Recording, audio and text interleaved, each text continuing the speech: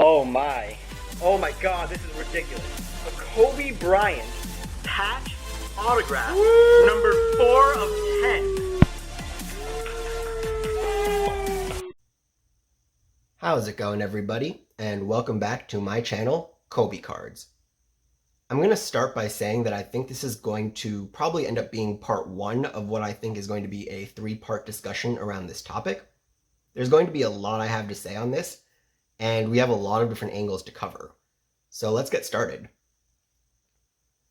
After Kobe Bryant passed away, we saw a lot of things happen in the basketball world.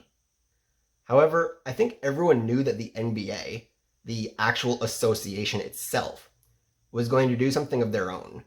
But we didn't exactly know what it was. And not just that, it took some time for them to show us what it would be. It took nearly 3 full weeks after Kobe passed away, which was on January 26th, for us to learn on February 15th what Adam Silver's plans were. And NBA Commissioner Adam Silver came forward and said that the NBA All-Star Game MVP trophy would be named after Kobe Bryant, making it the NBA All-Star Game Kobe Bryant Most Valuable Player Award. Adam Silver gave this quote during his annual All-Star Saturday night news conference. "We were thinking about what the best way is, one of the ways to honor Kobe. It happened to be that his loss came shortly before we were moving into All-Star festivities. I think one of the things that stands out with Kobe, of course, in addition to his 5 championships, is that he made 18 All-Star teams and tied for the record of 4 MVPs. The question I would ask, though, is how do you feel about that logic that Adam Silver provided? Because that logic is what everyone was talking about. 18 All-Star games and a shared record of 4 MVPs. Silly Adam Silver. No. Did you think that huge Kobe Bryant fans like myself would let you get away with that statement? There's so much that you're missing. There's no way I'm going to let you and the media who published all those stories and quoted you get away with those being the only reasons that you could come up with. Adam Silver should know that Wilt Chamberlain played in 19 All-Star games, and LeBron is already at 16 consecutive and may pass both of them in terms of both consecutive appearances and total appearances. And Kobe having a record share surely also shouldn't be the main reason. And technically that record can be broken too. What if somebody were to win 5 MVPs? I think we can do better. I have dozens of sports cards that are telling me other things that Adam Silver may have forgotten. I'm going to go into the Kobe capsule and pick one of those out, and we'll get to that reason soon enough.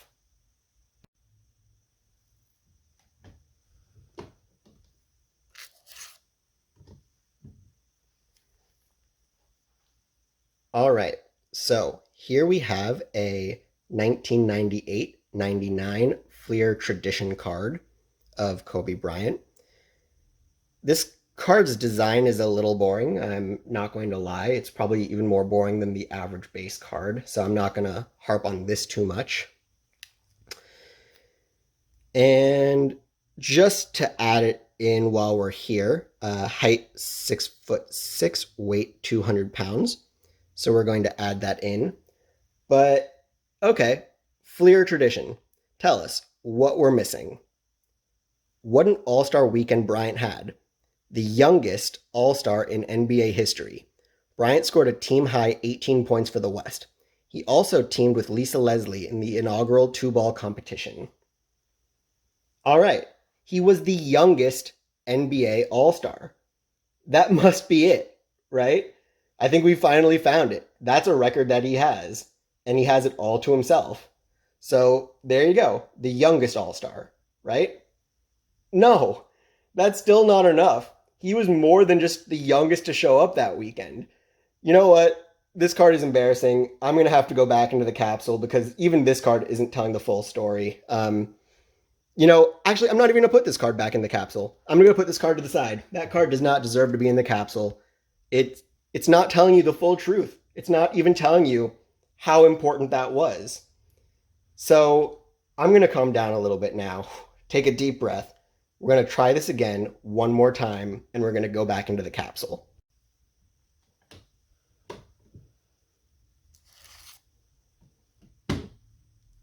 All right, let's try this again. I think that we will end up appreciating this card much, much more. So here we have a 1999-2000 Topps record numbers insert. This is going to be number 7 or RN7. And this was part of a 10-card record number set. And in Topps Series 1 packs, these cards came in at 1 in every 12 packs. So with a 10-card set, 1 in every 12 packs, you could expect to find this Kobe Bryant card on average 1 in every 120 packs. So I'll start off by saying that I love this design. This design here gets an A+. And I'll tell you a few of the reasons why I love this. First off is just the blasts of color that you see coming out. I love the coincidence as well that the center of it happens to be a goldish color and then the outline in the far back is purple. I think that that's a lovely coincidence to have Lakers purple and gold be two of the feature colors on the card. And I also love the foil that they use. So in 3 different places, on the tops at the top, and then the record numbers, and then on the name Kobe Bryant, they actually use a foil as opposed to just the standard cardstock. And I really like how they do it. It's not all foil or it's not no foil. They actually add a little bit of depth by doing a little bit of both. I think it makes it a lot more three-dimensional and just makes it pop that much more. And then the last thing I'll mention on this side is that one thing that people tend to overlook is there's actually writing behind Kobe. And you can't fully see. It'll say, 1 and then part of a 9 you'll see, and then ear is all you can see. But what it's standing for is 19 years. And then underneath that, you'll see a 5, and then sort of an H right there, then 2 cutoff letters. But if you read the full card, which we're obviously going to get to, that's going to end up standing for 19 years and 5 months. So I love that not only they have this really cool design and they go out of their way to use all these different printing techniques, but they also customize it with the specific record number on the front that is going to be attributed to the player. So let's go to the back. And again, at the top, you can see they sort of have the 19 covered in Kobe's head and then years under that, and then a little bit of the months. But I'm going to go straight into the card where it says top of the chart, youngest to start NBA All-Star Game. Let me know if you caught the difference there between the youngest to play in an NBA All-Star Game and the youngest to start in an NBA All-Star Game. Kobe Bryant started in the game, and he was 19 years and 5 months old, which was a lot younger than everybody else before him. And I'll also say that the 19 years, 5 months is a little overstated because they actually rounded. He was only 19 years, 4 months, and 16 days. So they rounded up. It could have just as easily said, 19 years and 4.5 months. No big deal there because they're just rounding. And below that, you'll see it says, in 97-98, Bryant became the youngest player to start an NBA All-Star Game, besting Magic Johnson's record by more than a year.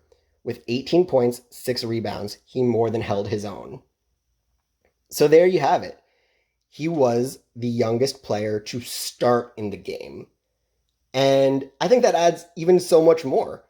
I mean, we already knew he was better than most players, faster than most players. He showed a level of maturity, poise, and experience at the age of 19 that would take others many, many more years to develop. People play their first All-Star games now, like in their 3rd, 4th, 5th year. It takes a while for certain players to develop. And certain exceptions can be made. We were very excited with the Luka Doncic and Trae Young being part of the game. That's very exciting for those players, but it's more an exception even in your second year to be in the game than the norm, I would say. And as I mentioned earlier, some of his other records are susceptible to being broken, like the 4 MVPs or 18 consecutive years. But now I'm going to ask this. Is it possible for this record to be broken? Can 19 years, 4 months, and 16 days be broken in today's NBA? Let's take a look at it mathematically. So to start tackling that question, the first thing that we're going to do actually is look at the collective bargaining agreement. We're going to scroll down 273 pages and look at Article 10, which is player eligibility and NBA draft. And in Section 1B, subsection 1, you will see the player, A, is or will be at least 19 years of age during the calendar year in which the draft is held, and B, with respect to a player who is not an international player defined below, at least one NBA season has elapsed since the player's graduation from high school, or if the player did not graduate high school since the graduation of the class with which the player would have graduated had he graduated from high school. And then they list a bunch of other subsections and conditions, but we're going to start with that as the baseline. Given that you need to be at least 19 in the year in which the draft took place, that means that you're already guaranteed, based on the current regulations, to be at least 19 by the time an All-Star game that you would play in would roll around. So for now, obviously, you can't be 18. We're already starting you off at 19. Given the All-Star game is generally played in the middle of February, let's call it a month and a half on average into the next calendar year, that means that at a bare minimum in your rookie season, you would have to be at an age beyond 19 years and 1.5 months. Again, remember, Kobe was 19 years and 4.5 months old when he started in the All-Star game. Thus, that gives you essentially a 3-month buffer. So if you were born between the months of January and September, you're already ruled out. It's physically impossible for you.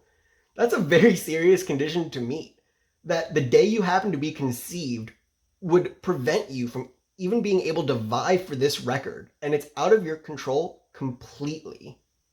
So now we're looking at people who are born in either October, November, or December. On top of that, you're born in one of those 3 months. You have to be drafted into the NBA at the age of 19. And then on top of that, you have to be made a starter in the All-Star game and then go and compete in it. There are a lot of ifs there. And honestly, this is a record that I could see standing for a very, very, very long time. At a bare minimum, I think it's going to stick around until theoretically they change the collective bargaining agreement and maybe they lower the age one day. Because until then, the ability for someone to break that record is very, very narrow. And Kobe will have that to his name for a very long time. All right, so as I said, this is probably going to be part 1 of 3 parts in this discussion. But for now, we'll leave you here. And as always, the card that we showcased today is going to be uploaded to my Instagram, where you'll be able to track all of the cards I talk about as we continue our journey to remember and celebrate the life and career of Kobe Bryant. Thank you for watching, and I'll see you next time with more Kobe cards.